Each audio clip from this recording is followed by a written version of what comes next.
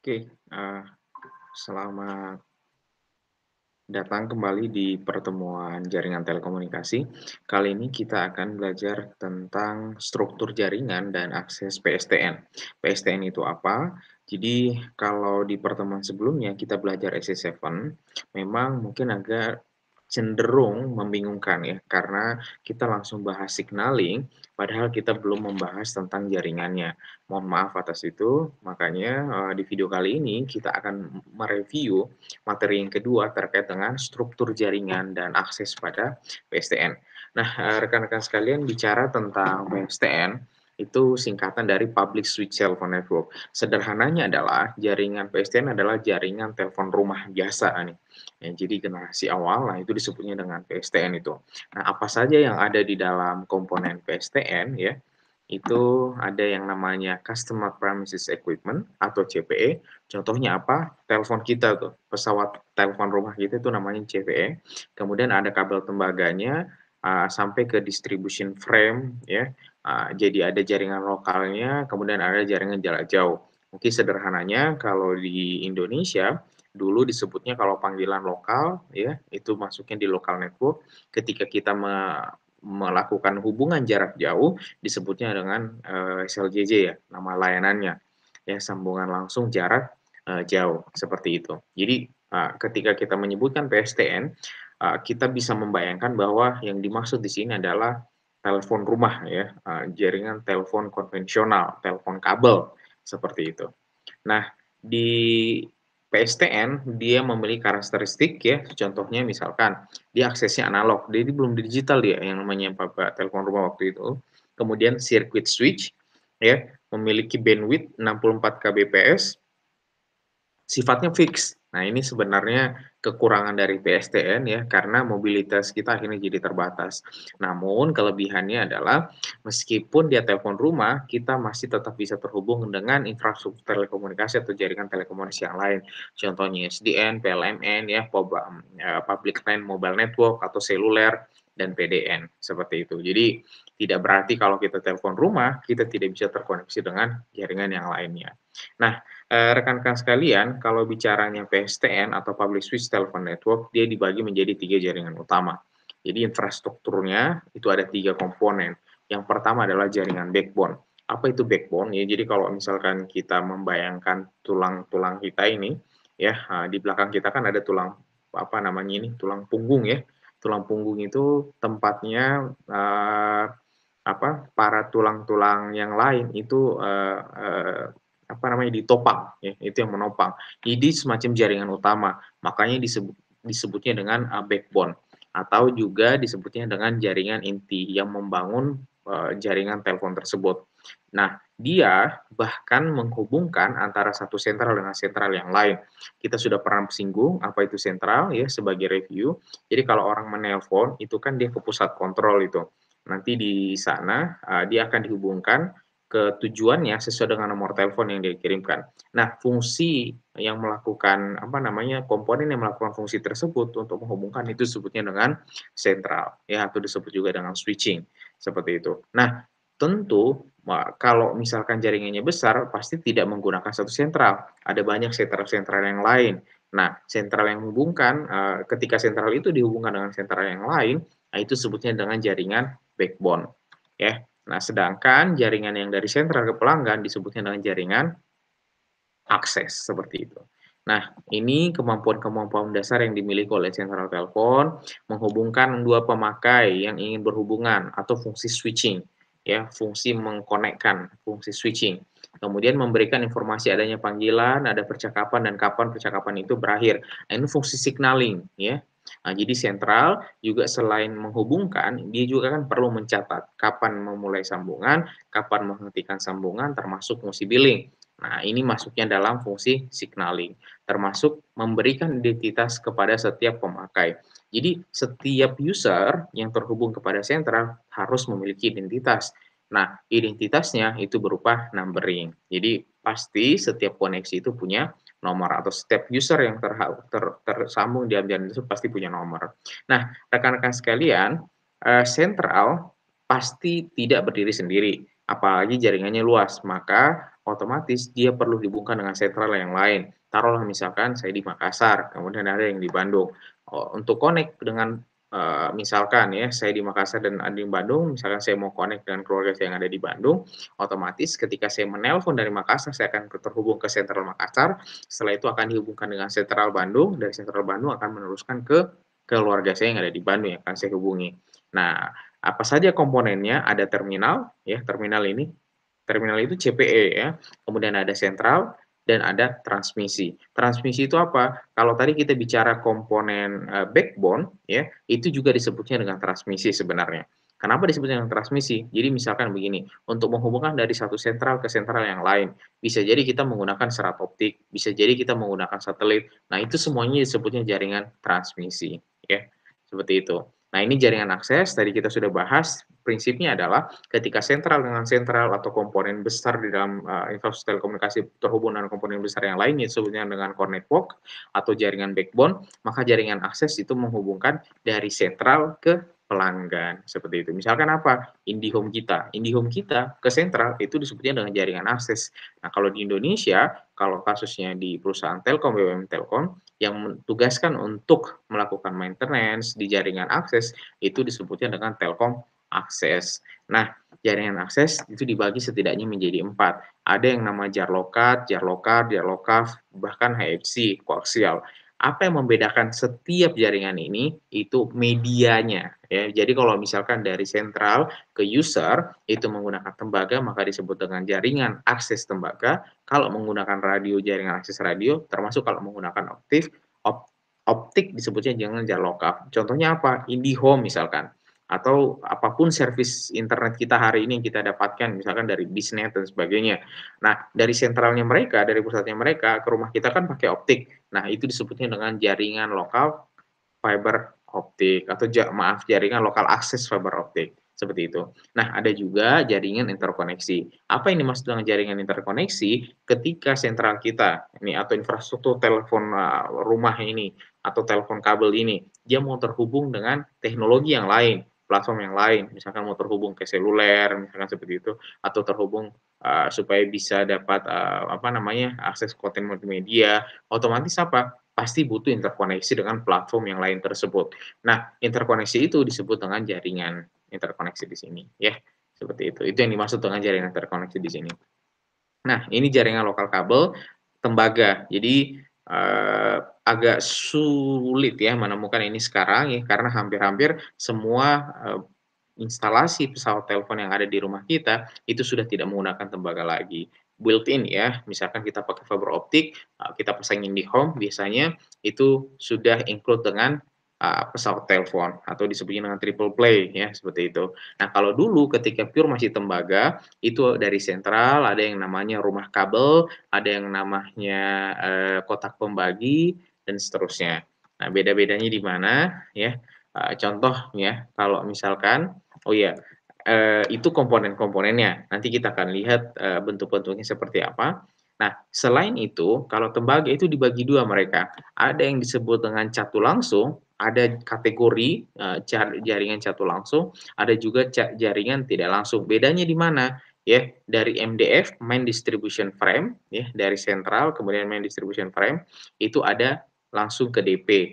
Nah, kalau dia tidak langsung, itu ada rumah kabel terlebih dahulu. Jadi ketika rumah kabelnya tidak ada, maka dia disebutnya dengan jaringan catu langsung. Pada kondisi apa tidak perlu rumah kabel? Begitu. Kondisinya kalau misalkan orang tersebut atau si user-user ini itu berdekatan dengan kantor Telkom nih misalkan atau berdekatan dengan sentral sehingga, jaraknya tidak begitu jauh kan, karena dia dekat, otomatis dia tidak butuh rumah kabel. Dia bisa dari MDF langsung ke distribution. Yang langsung ke distribution, point, seperti itu. Ada juga kabel distribusi atau distribution point, ini DP ya, biasanya di mana? Di tiang listrik tuh, maaf, di tiang-tiang telepon, ada kotak kecil di atasnya, itu DP. Kapasitasnya kadang-kadang 20 pelanggan, 20 rumah ya, 10 rumah, bahkan sampai 5 rumah, itu di situ ngitungnya. Oke. Nah, tadi kita sudah sempat singgung sedikit ya, apa bedanya catu langsung dengan tidak langsung. Ini contohnya ya, pemakaian catu langsung biasanya dia di daerah dekat sentral ya, jadi jaraknya dekat tuh dengan sentral. Kemudian daerah yang pelanggannya VIP ya, jadi tidak butuh banyak hop atau, perantara untuk sampai ke user tersebut. Kita langsung tarik kabel yang jaraknya tidak begitu jauh dari sentral, kita langsung pasang tanpa melalui rumah kabel. Kemudian keuntungan pemakaian jaringan catu langsung ya, ekonomi menguntungkan karena tidak menggunakan RK ya, jadi tidak ada komponen tambahan. Kemudian administrasi kabelnya lebih sederhana ya, karena, pasti jumlah kabelnya itu tidak sebanyak yang ada di RK dan titik rawan gangguan menjadi lebih kecil. Jadi kalau misalkan di sini, ada error misalkan dari sentral ke user yang ada di sini misalkan. Nah, eee untuk melakukan tracing di mana error-nya atau di mana putusnya, itu kan kita banyak melalui, tahapan ya. Kita tes dulu dari sini, apa ada yang putus, atau kalau tidak dari sini ke sini, setelah itu dari RK ke sini. Artinya kan hop-nya itu banyak gitu yang harus kita testing. Nah, kalau misalkan dia satu langsung, kan cuma 2 ya, satu 2 seperti itu. Nah, tapi ada kerugiannya ya, tidak fleksibel dan sulit melokalisir gangguan kerugian pemakaian catu langsung ya, tidak fleksibel, sulit melakukan gangguan karena kabel primer terlalu panjang, sehingga kesulitan untuk menentukan letak kerusakan yang tepat. Nah, kalau misalkan catu langsungnya itu jaraknya agak jauh, ya memang itu menjadi satu kesulitan tersendiri ya, seperti itu. Nah, pemakaian jaringan catu tidak langsung biasanya ini sebenarnya yang sering dipakai karena ya, jumlah usernya banyak. Jadi, sederhananya begini, misalkan ini dari sentral ke rumah kabel kita, drop 1.000 kabel, 1.000 pair, artinya 1.000 user. Nah, dari rumah kabel itu nanti dibagi ke distribution point. Taruhlah distribution utamanya masing-masing itu 100. Jadi satu rumah kabel itu akan connect ke 10 distribution point ya, yang 1.000 kapasitasnya rumah kabel itu akan dibagi, setiap distribution point itu mendapatkan 100 100 100 100 begitu.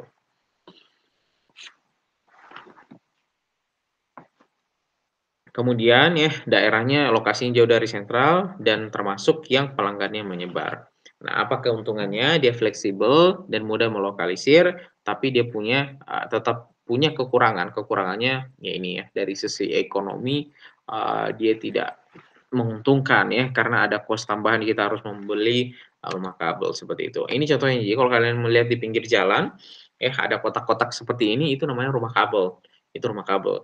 Nah, jadi ini ada sepasang-sepasang, itu setiap sepasang-sepasang ini itu satu user, seperti itu. Nah, kadang-kadang kalau kita mau mendengarkan orang, bercakap-cakap atau mau menyadap lah mungkin begitu ya, kita tinggal pasang nih di sini pada pesawat telepon, sudah ada pair kabelnya, kita jumper di sini. Nah, ketika ada komunikasi si user tersebut, kita bisa bisa dengarkan.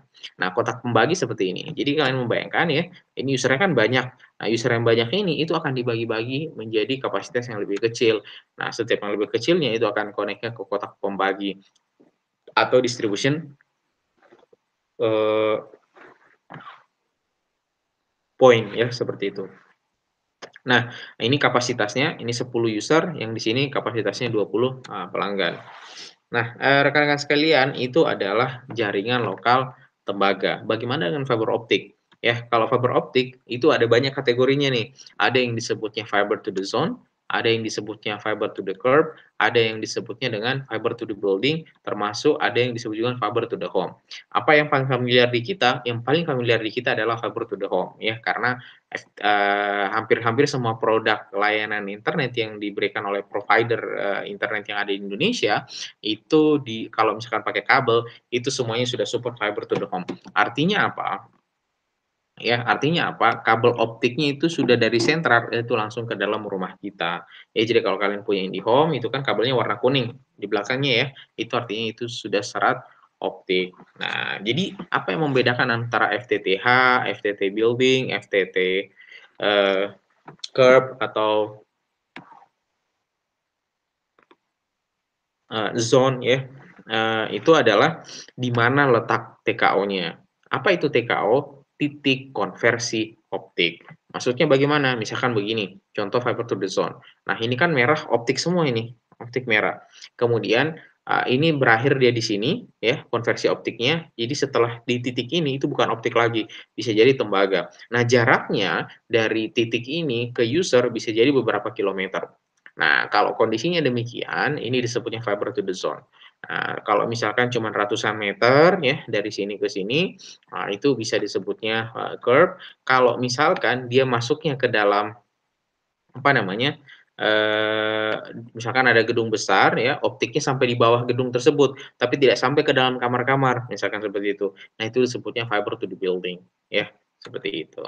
Jadi kalau misalnya FTTH, ya ibarat kata sampai ke dalam rumah gitu, kalau di apartemen sampai ke dalam, rumah apa, kalau gedung apartemen itu kan gedung tuh. Nah, tapi kalau optiknya sampai ke dalam setiap kamar di dalam apartemen tersebut, maka itu disebutnya dengan fiber to the home. Tapi kalau misalkan optiknya cuma sampai di bawah, nah dari bawah ke setiap kamar itu menggunakan tembaga, masuknya kategori fiber to the building, ya seperti itu. Nah, ada juga yang lain disebutnya dengan jar lokar. Ini kurang familiar sebenarnya ya, kenapa disebutnya kurang familiar, karena kita cenderung biasanya menyebutnya dengan wireless. Jadi jaringan lokal akses yang memanfaatkan media udara, ya seperti itu. Artinya wireless kan seperti itu. Nah, kita kan familiar dengan istilah wireless. Nah, di telekomunikasi itu juga disebut dengan jaringan lokal, jar lokar ya, via udara begitu. Nah, ada teknologinya apa saja, wireless loop lokal, saya rasa kita yang familiar minimal 3 ini ya, seluler, WiFi, WiMAX ya. WiMAX itu mirip-mirip sebenarnya sama seluler ya, tapi standar Amerika. Nah, apa saja contohnya akses radio atau jar lokar, ini contohnya, ini konfigurasi dasarnya. Jadi misalkan dari base station dari sentral dia harus connect ke base station, kemudian ke radio tower. Radio tower ini memancarkan sinyal. Memancarkan sinyal itu nanti diterima oleh perangkat telepon yang ada di user. Ya, seperti itu. Nah, tapi ini belum tentu seluler, ya, belum tentu seluler. Kalau dia support misalkan handover, handover itu apa? Kita berpindah dari satu sel ke sel yang lain, kita berpindah dari satu base station ke base station lain, itu sudah masuk kategori seluler.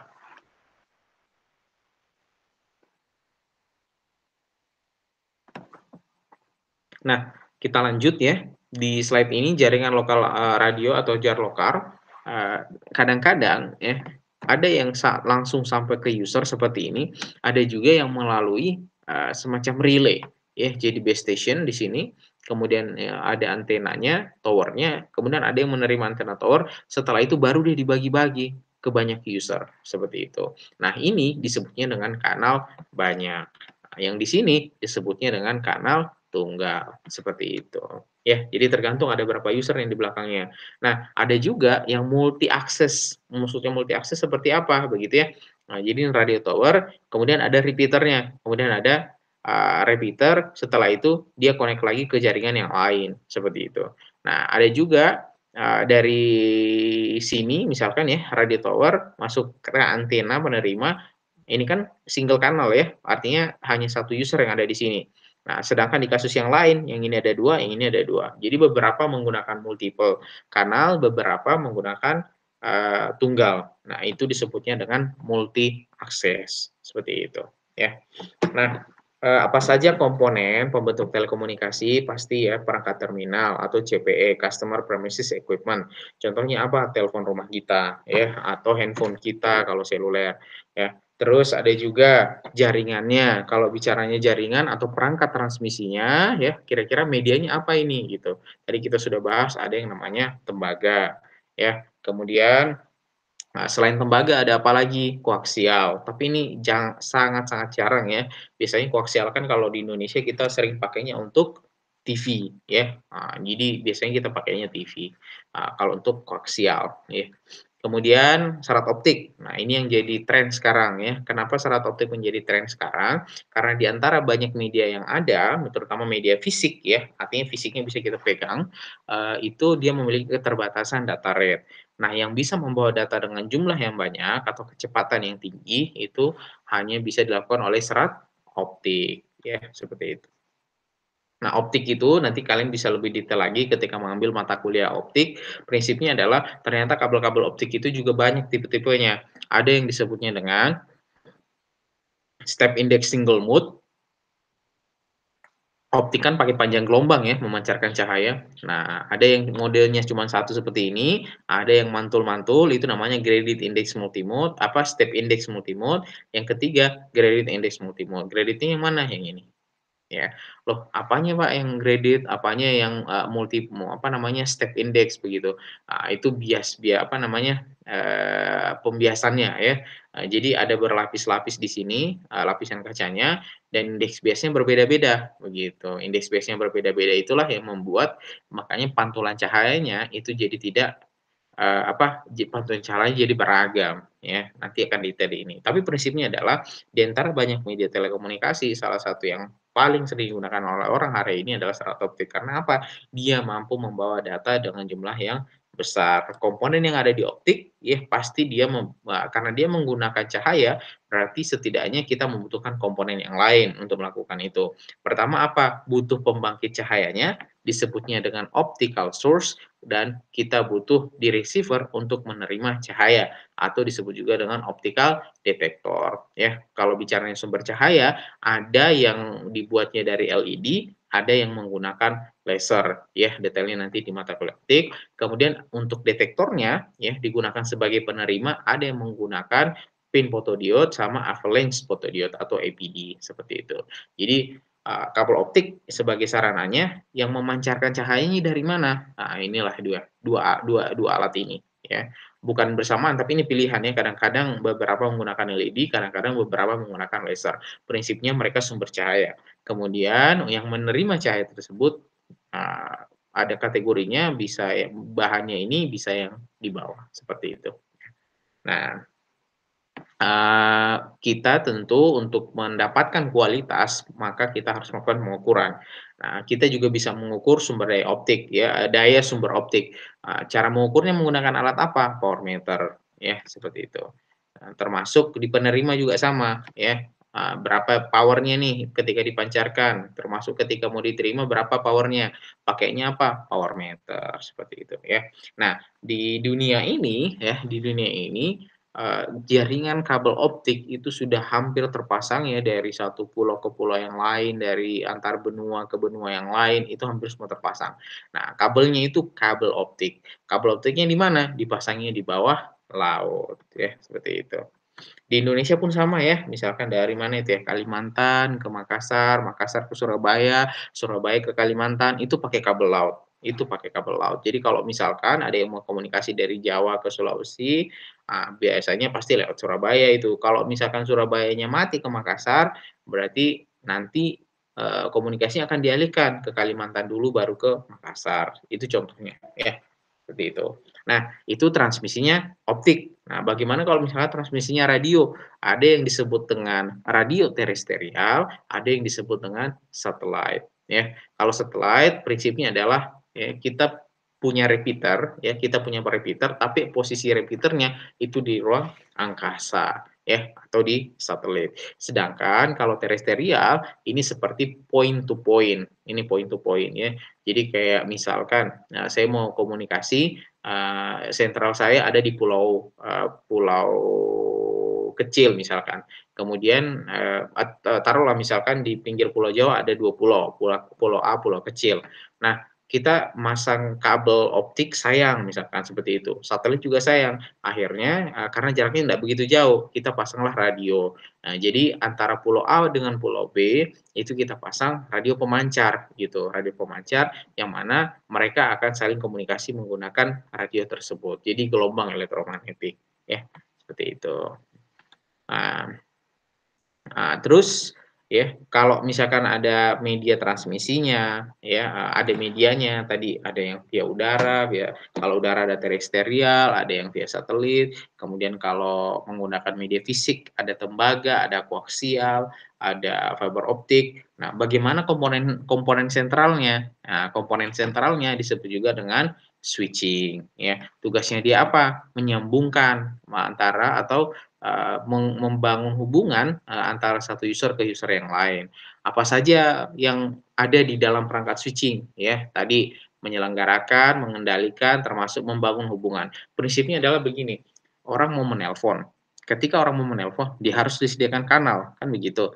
Saya contohkan misalkan pada saat, memberikan materi tentang AC7. Ketika saya memberikan materi AC7, protokol signaling itu kan harus tahu kapan si user ini mengangkat telepon, misalkan seperti itu. Ketika dia mengangkat genggam telepon, kita mendengar suara "beep" gitu, artinya ada yang mau menggunakan kanal ini gitu, atau ada yang menggunakan saluran ini, begitu. Oke, dia menelpon, memasukkan nomor telepon, kemudian si sentral akan membaca, oke, dia sudah masukkan nomor telepon, kemana tujuannya ini, begitu. Sampai misalkan teleponnya ditutup, kemudian si sentral juga akan kasih tahu billing-nya dia gara-gara tadi telepon pulsanya berkurang. Nah, tagihannya dia adalah sekian rupiah. Nah, itu semuanya ada di dalam sentral, seperti itu ya. Peralatan pengembalaan berperan untuk memberikan informasi ke pelanggan berupa nada-nada tertentu. Nah, ada fitur yang lain dari sentral, contohnya adalah nada dering. Ya, ini sebenarnya pengembelaan ini mesti nada dering. Jadi misalkan, "Saya mau dong, nomor telepon saya kalau dihubungi itu tidak beep gitu, tapi dia si user itu atau pemanggil saya itu mendengarkan lagu ketika menghubungi saya." Nah, informasi tersebut atau data tersebut, file config tersebut itu ditaruhnya di mana? Di sentral, ya seperti itu. Nah, itu, terkait dengan komponen-komponen pembentuk jaringan telekomunikasi. Nah, telekomunikasi ini ya, tujuannya kan untuk menghubungkan, apalagi yang jaraknya jauh. Nah, karena jaraknya jauh, tentu ada konfigurasinya. Karena dengan jaraknya jauh, pasti kita membutuhkan banyak perangkat atau banyak sambungan. Nah, metode sambungannya atau konfigurasi jaringannya itu bermacam-macam. Salah satunya apa? Misalkan di sini disebut dengan jaringan mata jala. Kalau jaringan mata jala, berarti setiap sentral itu terhubung juga dengan sentral yang lain. Jadi tidak terpusat, ya, tidak terpusat. Nah, apa keuntungannya? Ya, setiap sentral derajatnya sama, ya, tidak ada yang lebih di atas dari sentral yang lain. Mereka satu level, ya. Kemudian setiap sentral memiliki hubungan langsung. Jadi kalau misalkan dari A mau komunikasi ke D, dia tidak perlu melalui E, tidak perlu melalui B maupun C, dia bisa langsung seperti itu, ya. Sederhana, syarat lebih murah, bila satu saluran terhubung terganggu, maka masih bisa menggunakan saluran yang lain. Nah, kekurangannya apa? Efisiensinya kurang, ya. Kenapa? Terlalu banyak jaringan yang kita butuhkan, ya, di sini.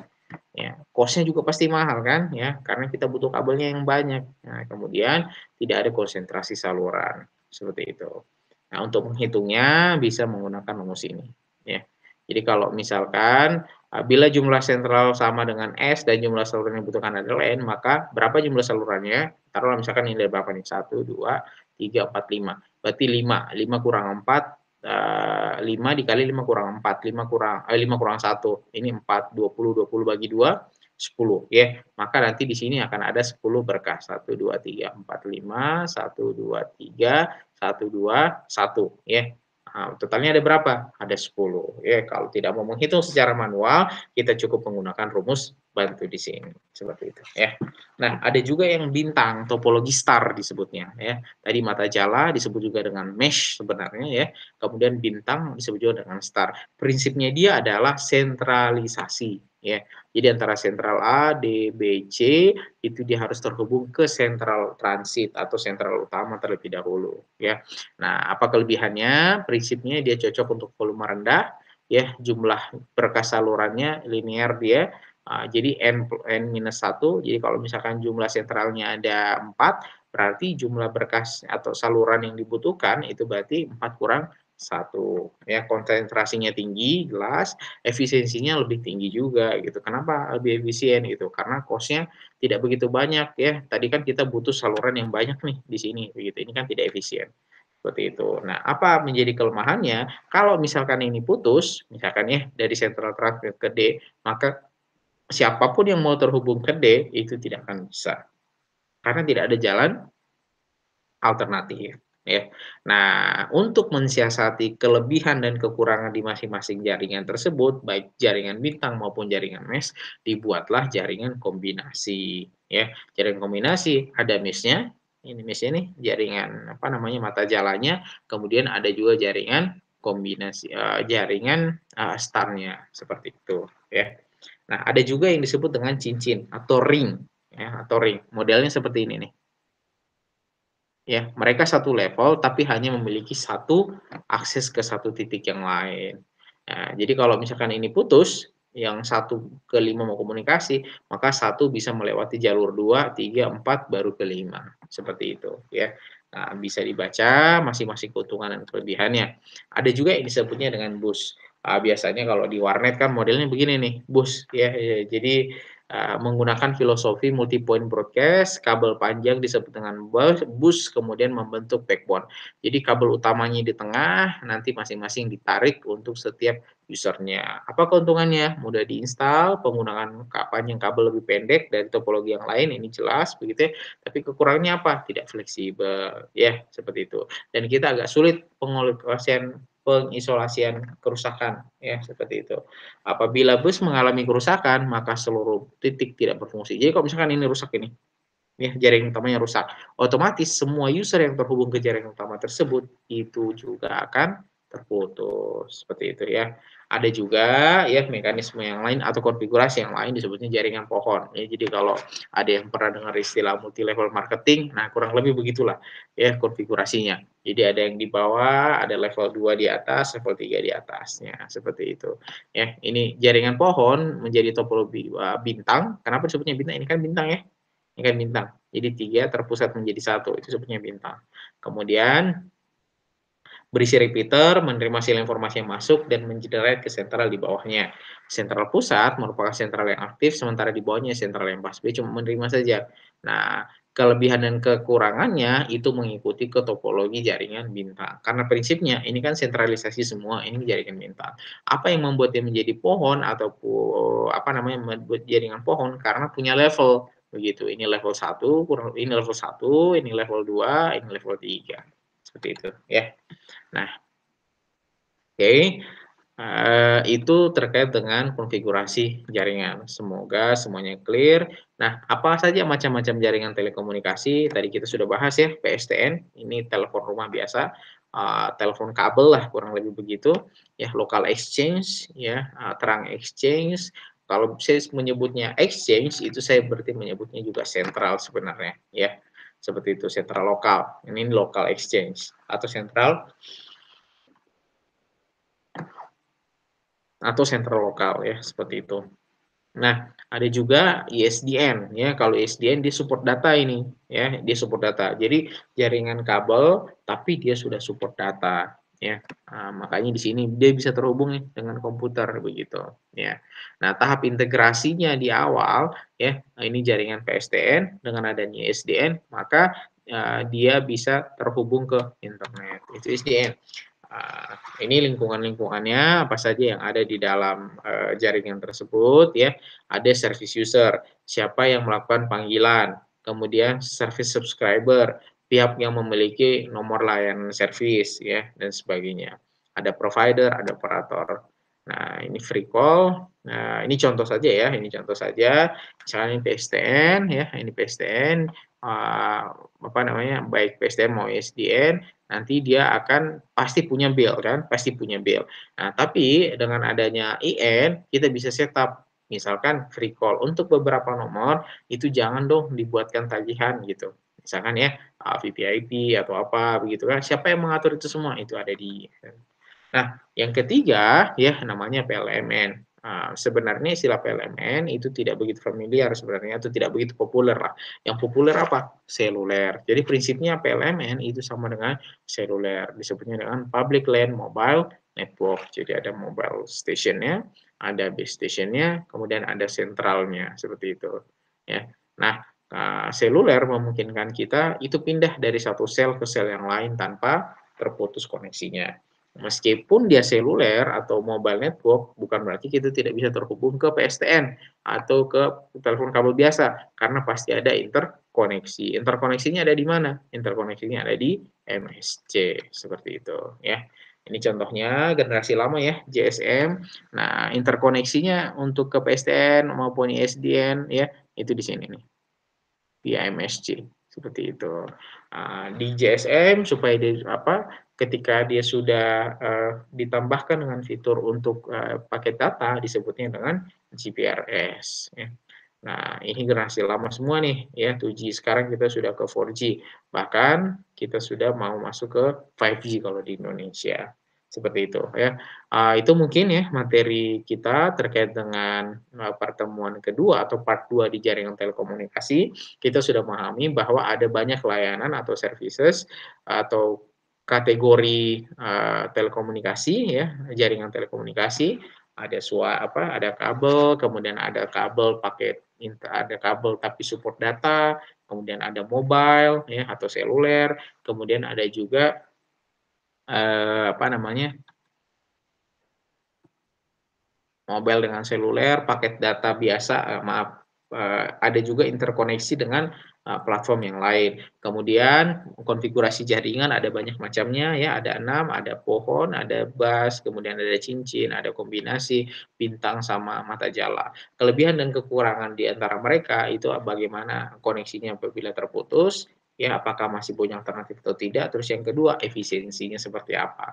Komponen pembentuk jaringan telekomunikasi ada 3 ya, pasti ada perangkat terminal atau perangkat yang ada di sisi user, kemudian pasti ada jaringan transmisinya yang menghubungkan antara user dengan sentral maupun yang menghubungkan antara sentral dengan sentral, dan yang komponen yang ketiga pasti perangkat sentralnya itu sendiri, ya, seperti itu. Kalau bicaranya media atau saluran ya, disebutnya ada, medianya banyak ya, kalau fisik ada bisa menggunakan optik, bisa menggunakan tembaga, bisa menggunakan koaksial, termasuk yang non fisik. Contohnya apa? Menggunakan gelombang elektromagnetik atau gelombang radio, ya seperti itu. Oh iya, jaringan juga dibagi menjadi 2 ya. Ada yang disebutnya dengan jaringan akses, ada yang disebutnya dengan jaringan backbone. Jaringan akses itu apa? Dari sentral ke pelanggan, kalau backbone itu apa? Pokoknya dari sentral ke atas gitu ya, baik ke sentral yang lain maupun ke sentral yang lebih tinggi gitu ya. Saya rasa cukup itu untuk pertemuan kita di struktur jaringan akses PSTN, mudah-mudahan bermanfaat. Saya akhiri, assalamualaikum warahmatullahi wabarakatuh.